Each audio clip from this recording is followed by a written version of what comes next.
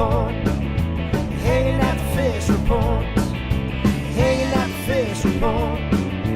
Hanging at the fish report. For your latest news in high school sports, tune in to the fish report. Don't need no bed, don't need no pull. When you tune in to the fish report. Hanging at the fish report. Hanging at the fish report. You got Craig and TK and Head Left to tune in at the fish report. Coming to you live from Studio F in Russia, Ohio. It's the Fish Report Live Show with your hosts, Craig Fissinger and Ken Francis. Tune in to the fish report. Welcome, everyone, to the spring season of Fish Report Live. I'm Craig Fissinger. That's Ken Francis. TK and Heavy D are back in the sound room. And, Ken, what'd you think of our new theme song? Wow, it's a great theme song, Craig. You got some new pictures up there, and, I really appreciate Mark Cantwell putting that song together for us. That's a lot of fun. I think it only took us about 2 seasons to get that song. I know he said he had to coordinate all kinds of things, get some backup singers lined up, some drums, some electric guitars, but nice to finally have that song. Yep, he did a great job, and we appreciate it. Well, we got a new theme song, the new spring season. We got a new web page if you happen to be watching this on the Fish Report Live page. And I think the biggest change I've noticed this spring season is actually TK looks a little thinner. Yeah, Can we go back to the sound room, guys? TK, what's going on there? You look a little thinner. I've been working out a lot this winter, doing a lot of running, even though it's been cold out. I think that's the difference. Well, you look good. Looking sharp. Yep.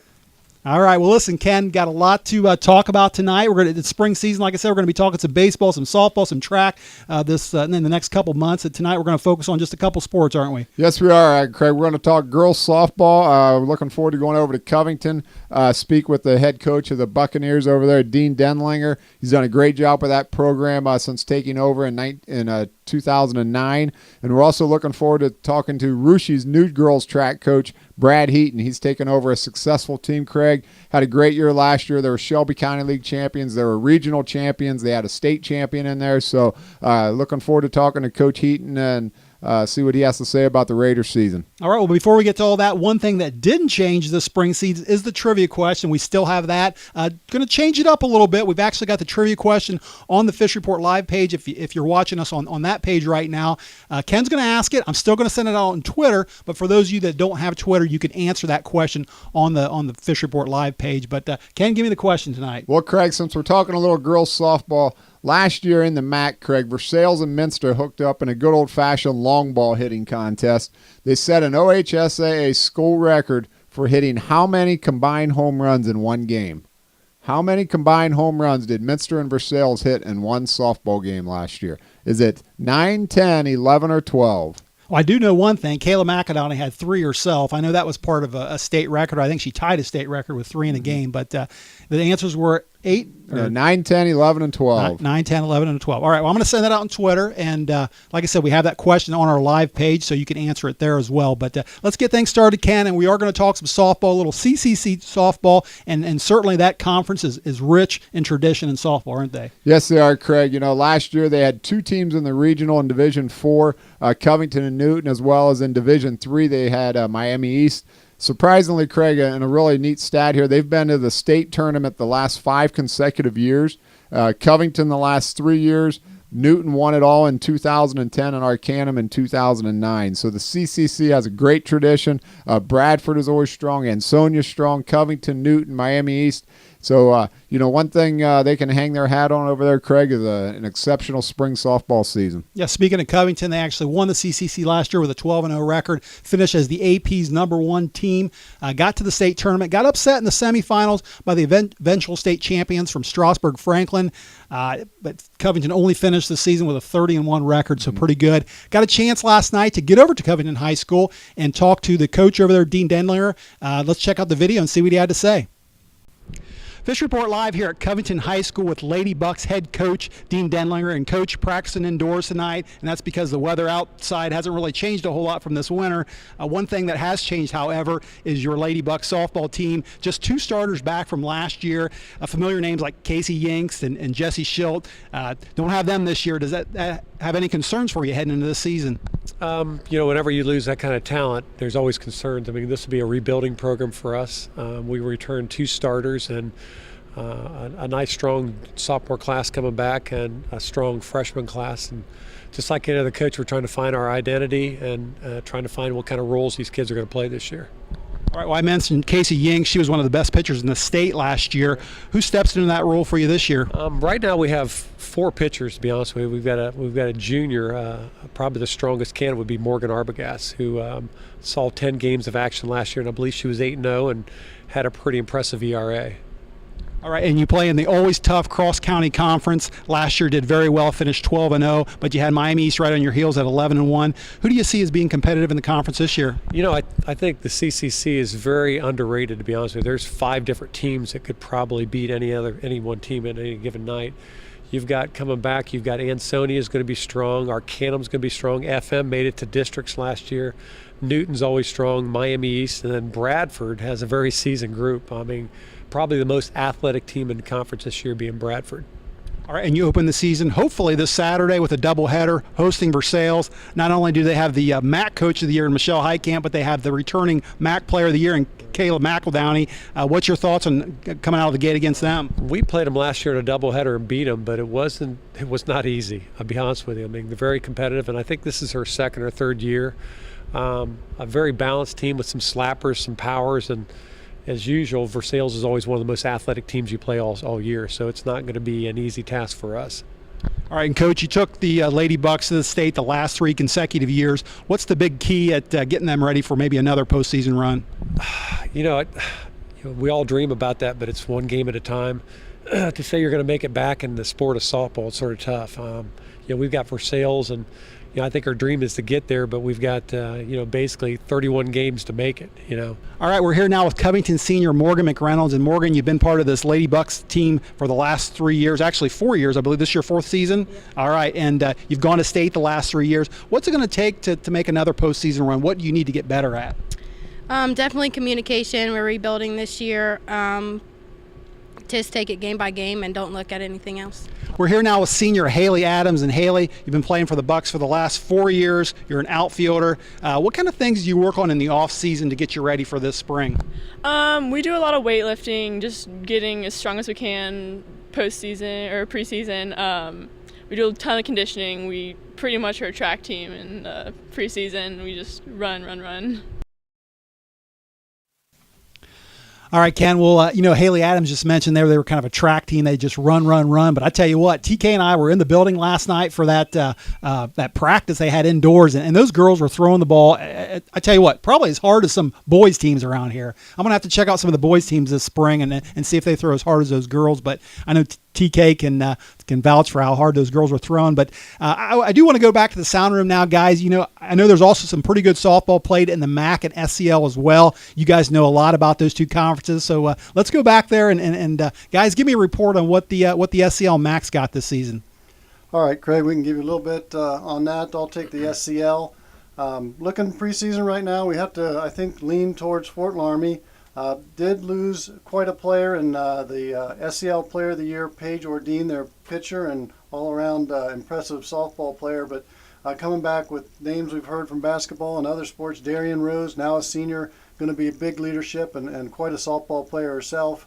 Along with her, we got Elizabeth Barhorst and Paige's sister, Ashley Ordine. So once more going to be a tough team up there in Fort Laramie. Houston, always tough when it comes to softball, though they are a little bit young this year. A couple juniors, one junior, Hannah Trent, a couple sophomores, so they'll be right in the mix. And then of course Anna, again, always part of the top flight of the softball and SCL. Here at home in Russia, I think a little bit of a rebuilding year, a new coach. Hopefully within the next week or so, we'll get to talk to her and understand what she's doing with the team here in Russia.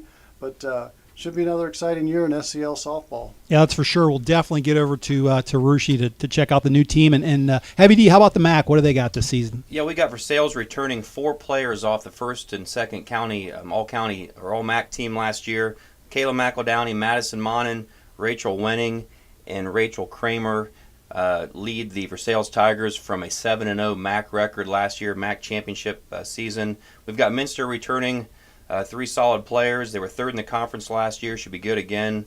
Kayla Richard, Marissa Conrad, and Reagan Hahn. And finally, we got our eye on Parkway with Sierra Fent. She is a senior this year, and she led them to the state tournament last year. So we look for Parkway to be competitive in the MAC next year. All right, good stuff, guys, and certainly a lot of really good teams in this area. We'll talk more about those teams as the season goes on, but we're going to take a short break now, and but stay right there because when we come back, we're going to talk some girls track. We're going to tell you who to look out for in the SCL this year as far as individuals and teams to watch, but and also we're going to have that big interview coming up with Coach Heaton from Rushi, so stay there and we'll be right back.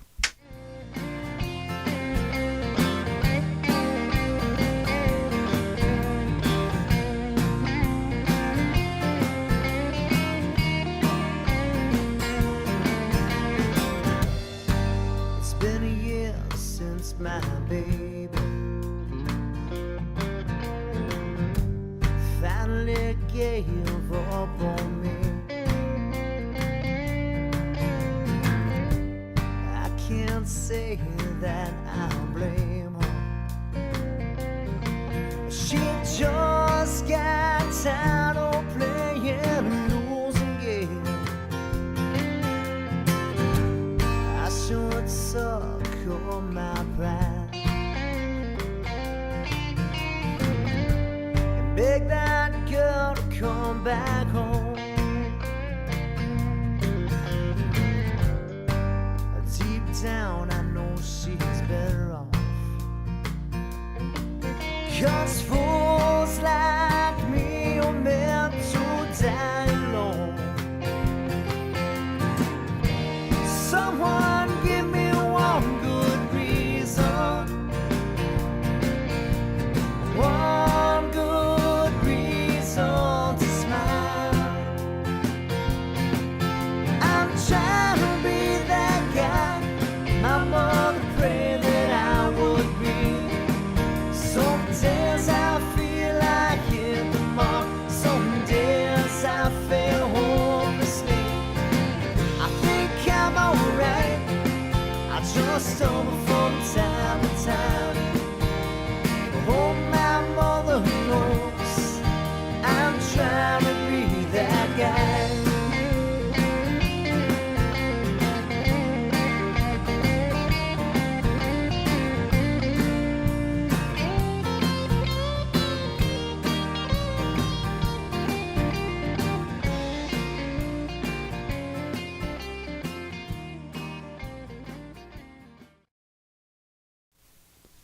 All right, welcome back to the second half of Fish Report Live, everyone. Before the break, we were talking a little girls softball. Now we're going to talk a little girls track. And Ken, I guess it's kind of a girls theme tonight. We'll talk some boys next week, but girls traditionally get started a little bit earlier than the boys, at least in track. Now I know baseball and softball, they're starting this weekend. Yeah, girls track, Craig, they always kick off with the Versailles Lady Tiger Classic over there. It's a girls-only meet, and then they'll have the boys version of it the following Saturday. So, they've been through all types of weather over there, Craig. Sometimes it's warm, sometimes it's cold, and sometimes it snows, and sometimes it rains. So expect any type of weather over there, Craig. It's always colder over there in Versailles, too, than it is when you leave your house. So if you're going over to the Versailles Lady Tiger Classic this weekend, be sure you dress warm. Yeah. One thing about the Rushi Raiders, they always do pretty well at that meet, and they no exception last year. They do have a new coach this year, and like we mentioned at the top of the show, and he is Brad Heaton. We're happy to have him live on the phone right now. Coach Heaton, welcome to Fish Report Live, and thanks for joining us. Hi, guys. How's it going? Good. And listen, you're the new coach this year, and certainly coming off a big year for Rushi girls track. Last year they won the school's first ever regional championship, really in any sport. Rushi also sent 7 girls to the state meet, and I just want to ask you, how's practice gone so far? Is there any momentum that you can sense from last year carrying over into this year?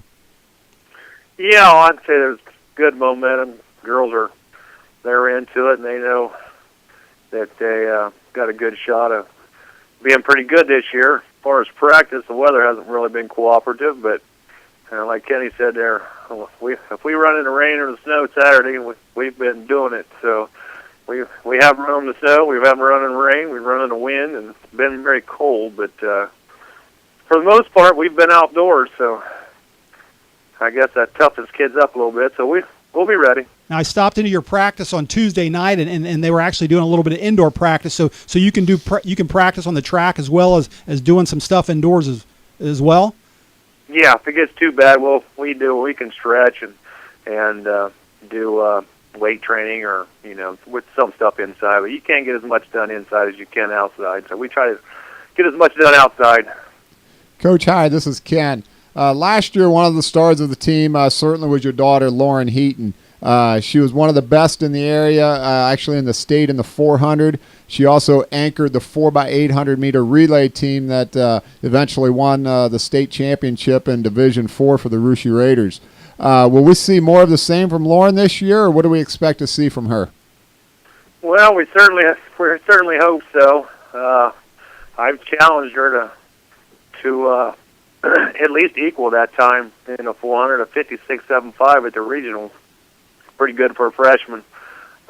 Actually, she was unbeaten until the state finals. So, yeah, she definitely, her goal is to better that seventh place finish at state, because she felt she didn't run her best race at state. So naturally, you want to, yeah, she wants to. She's a go-getter, so I don't think we'll have any problem. The main thing is stay healthy, and I think she'll get there. She looks really good so far. She looks strong and working hard like the rest of the team. But, yeah, we certainly hope to equal that at least. Coach, I want to ask you about some field events. Gone are a couple state qualifiers for you, Taylor Magato and the pole vault, and Bethany York and the high jump. Who's stepping into those shoes, or what do you got in field events this season? Well, it's going to be really hard to replace both of those girls. Going to be more difficult to replace a pole vaulter, a Taylor. We got a freshman, Grace York, going to try it. Never run track before.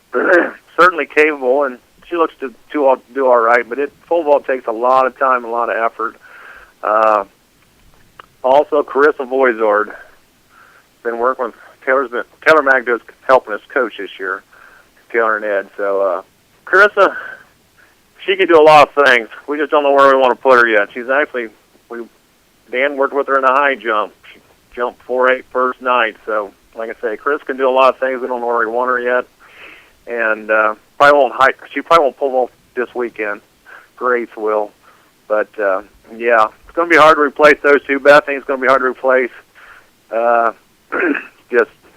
It's going to take a few meets to see where we're at. Grace is also going to high jump. So, but yeah, they're both going to be irreplaceable here to start the season anyway. And I don't know, our field events, we're going to need some points on our field events. We're looking to get the points out of Emily Borchers in the high jump. And I think the Garrick girls, they should be all right to shot and disc, but we're probably going to be more powerful in running, but we have to get some field event points somewhere. I think Kristen Boisard will score. She should score big in the long jump, along with Kirsten Boisard. But, yeah, we're really going to stress field events to, help go with our running events to help us be stronger. Hey, Coach, speaking of your runners, gone from last year, two really good runners, Kaylee Deuce and Lauren Francis. Tell us about some of the other girls, though, that will be filling their shoes and who else will be scoring some points for you this season. Yeah, well, Lauren Francis is going to be hard to replace, especially in a 4x8. Yeah, that's a big shoes to fill there. And then the girl we hoped that would be filling Kaylee Deuce's spot in the relays was Caitlin Barlow again. Unfortunately, she didn't go out, so we're double down there. And Caitlin Barlow really hurts us. We expected big things out of her in the 100, 200, and then 4x1 and 4x2. So, yeah, we got to find somebody to fill those shoes. Don't know if we can do that. Hannah Barnhorst going to be running 4x1 and 4x2 and helping us out there. But, yeah, Caitlin's going to be hard to replace, and Kaylee's going to be even harder. So, we'll be searching here for our sprint relays for a little bit, but we'll come up with something. I'm sure you guys will. You always do. So this Saturday you've got the annual Lady Tiger Classic. You don't know what the weather's going to be there. Sometimes the sun shines, sometimes it's warm, sometimes it's cold, sometimes it rains, sometimes it snows. But like you said before, your girls have practiced in all types of weather. Coach Heaton, what would you like to expect from your girls as far as this meet this weekend? Well, I don't know. It's going to be hard to say. Excuse me. We got everybody's in the same boat. They ain't got the practice in they really wanted or prepared the way they want. But it's the first meet. You can't really put your whole season on the first meet. But we just want to go out and be competitive. We got a lot of experimenting to do. We're doing some experimenting with our 4x8 or 4x4 and our 4x2. We're doing a lot of experimenting. Pole vaulters aren't really ready yet. We got a couple young pole vaulters and then one that's never pole vaulted but's not that young. So, we just want to go out and be competitive, and I guess stay injury-free. Hope the weather's not going to be real favorable, so you don't like your sprinters running in that type of weather. It don't hurt the distance runner so much, but the main thing is to get through this weekend. Run strong, but we want to go injury-free. Probably the most important thing. All right, listen, Coach. Hey, one more question, and we'll let you go. But I know you're not doing all this yourself. You got to have some good assistant coaches. Who do you have helping you out this season? Yeah, well, we got Lisa Clinter's coming back. She worked with our relays last year and did a really good job. I'm really happy with, we haven't got a whole lot of work on our relays, but really happy with the job she did last year and glad she's coming back. Colin Ball is going to be working with our distance kids primarily. Did a nice job last year and so far doing a great job this year. And Liz Manchin, we hope. Liz is probably going to do double duty. She's going to be working with Larmy kids a little bit and Russia kids a little bit. Oh, wow. But hopefully she can get there 1 or 2 days a week. She's a great coach. She was a great athlete. And let's see. Mrs. Stevens came back and worked with Leah in the hurdles on Saturday. Made a trip over here Saturday and worked with the hurdlers and long jumpers. So glad to have her back. She won't be back very often, but any she can come back, greatly appreciated. So, Dale Walt is also helping us. He's anywhere needed, sprints or distance or field events. Yeah, so. Good. Well, it sounds like you got a pretty good crew over there, and I know it's the beginning of the season and a lot of question marks, but I'm sure if the Russia girls are anything like they have been in seasons past, they'll pull it together and be right there at the end of the season. That's for sure. Yeah. Yeah, you've done a good job getting them prepared. Good luck Saturday, and good luck the rest of the season. All righty. Thank you, guys. Yep. Right, thank you for Coach. joining us. All right, that was the new head coach of the Russia Lady Raiders, Brad Heaton. And Ken, I know Russia, it's again, they're gonna, I'm sure they'll pull something together. They're gonna be there at the end of the season, but there's some other good teams in the SCL as well, aren't there? There are, Craig, and like Coach Heaton said, as far as this Saturday goes, everybody's in the same boat. Nobody's probably really ready for a meet this Saturday. I mean, we've spoken with West Liberty's Coach Vogel over there, and we've spoken with a few other ones, and nobody's really ready to race. So everybody's just going to kind of feel things out, work on your relays, work on different kids and different events, and see what you can put together and do the best you can on Saturday. But as far as the Shelby County League goes, Craig, I think Fort Loramie is going to be fairly strong this year. They've got Meg Westerheide back. She's a three-sports star. She's a senior this year. Olivia Quinter back, just a sophomore. She went to state in the 300 hurdles last year. Jackson Center's got a good throw over there, and Nicole Fote. Anna has Megan Fote, a shot putter. And Bakken's girls, I think, Craig, will be fairly strong, and they'll be led by Chloe Flora coming back, and they've got a few other good girls in the sprints as well. So, Craig, I think the team to beat in the Shelby County League and maybe in the district again this year could be the Russia Raiders. I think they're deep, they're strong. Like Coach Heaton said, they do have some girls to replace from last year that did get to them a lot of points.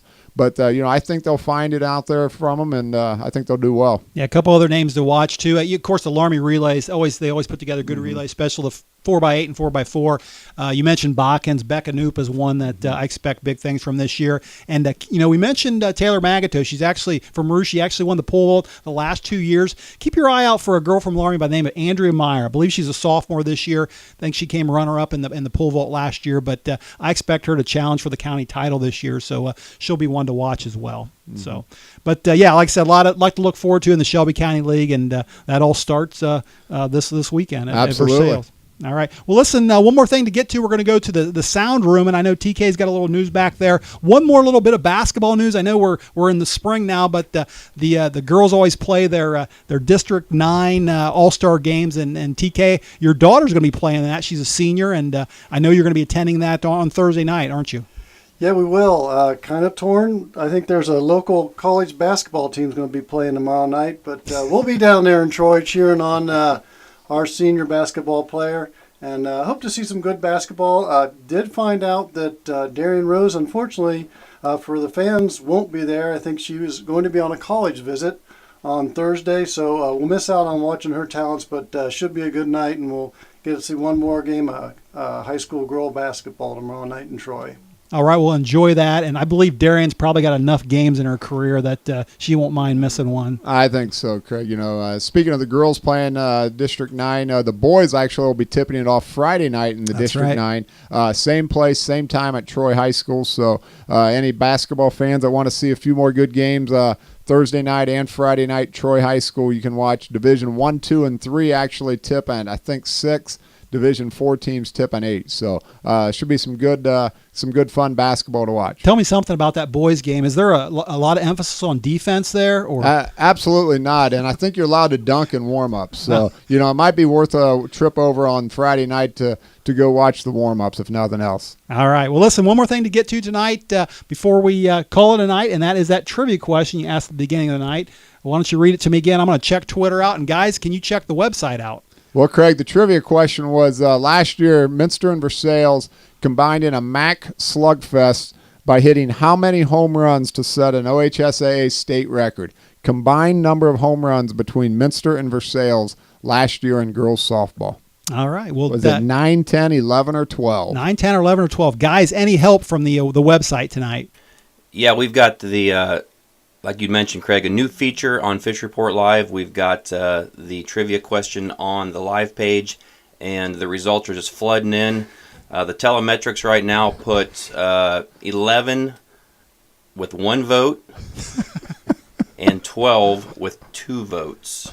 2 votes for 12, 1 for 11. All right, well, I'm checking Twitter out here, and there is a guy by the name of @Adam Bargy, and he says 11, and he actually gave me the scoop here. He said Versailles had 8, Minster had 3.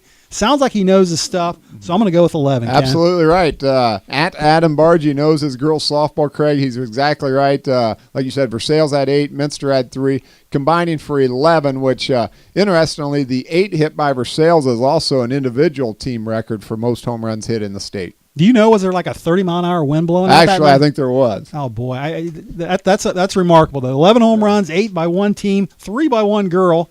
Something else. All right, well, listen, that's going to do it for our show tonight. I do want to say special thanks to Dean Denlinger and a couple of his players for coming on our show tonight, as well as Coach Brad Heaton from Rouge. Ken and I and the crew, we're all going to be back again next week, same time, same place. Until then, have a great rest of the week, and good night, everyone. Hanging at the fish report. Hanging at the fish report. Hanging at the fish report. Hanging at the fish report. For your latest news in high school sports, tune in to the fish report. Don't need no bed, don't need no pull. When you tune in to the fish report, hanging at the fish